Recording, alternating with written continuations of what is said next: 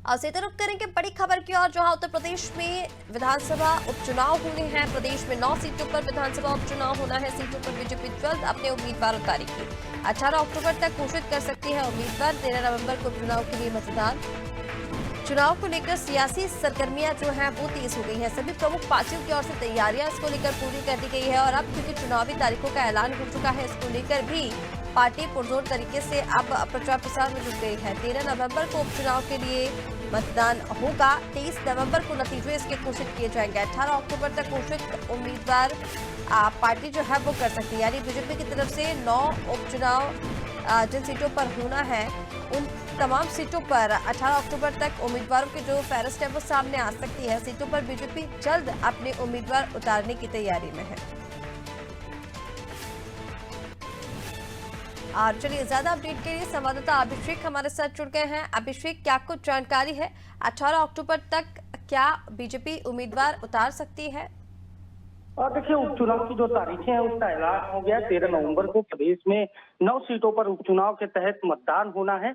ऐसे में 23 नवंबर को इसका परिणाम जारी किया जाएगा राज्यों के चुनाव के परिणाम के साथ। और यही वजह है कि समाजवादी पार्टी ने पहले ही 10 सीटों में से 6 पर प्रत्याशी घोषित कर दिए थे। हालांकि सपा के घोषित प्रत्याशियों में एक जो प्रत्याशी है अजीत प्रसाद मिल्कीपुर, वहां भी चुनाव नहीं होगा। माना जा रहा है कि अभी आगे की कोई प्रक्रिया बाकी है कोर्ट की, वो पूरी होने के बाद वहां पर चुनाव होगा। लेकिन भारतीय जनता पार्टी की जो तैयारी है वो पूरी तरीके से तेज है, पुख्ता है। और अभी कुछ ही दिन पहले दिल्ली में भारतीय जनता पार्टी केंद्र नेतृत्व और प्रदेश नेतृत्व के बीच वार्ता हुई थी और यही वजह है कि जो नाम है उन पर मंथन हुआ था। 9 सीटों पर 27 नामों का पैनल भेजा गया था पार्टी के द्वारा।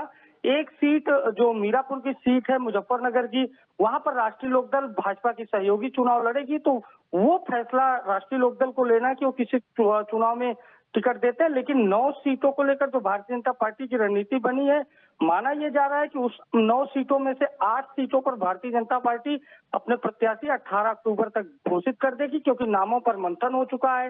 केंद्रीय नेतृत्व और यूपी नेतृत्व, दोनों नेतृत्व एक साथ बैठकर चर्चा किए हैं कि आखिर किन परिस्थितियों में किस वर्ग के उम्मीदवार को उतारना है और पूरी तस्वीर साफ है। यही वजह है कि भारतीय जनता पार्टी 18 अक्टूबर तक अपने प्रत्याशियों का ऐलान कर सकती है। बिल्कुल अभिषेक, जिस तरह से आपने बताया, देखिए जल्द ही बीजेपी की तरफ से भी अब उम्मीदवारों के नाम सामने आ सकते हैं और यहाँ पर समाजवादी पार्टी की ओर से 6 प्रत्याशियों के नाम घोषित कर दिए गए हैं। देखना होगा कि कब तक बीजेपी की लिस्ट जो है उम्मीदवारों को लेकर वो सामने आ सकती है। फिलहाल आपको जानकारी साझा करने के लिए बहुत शुक्रिया अभिषेक। बने रहिए आप हमारे साथ।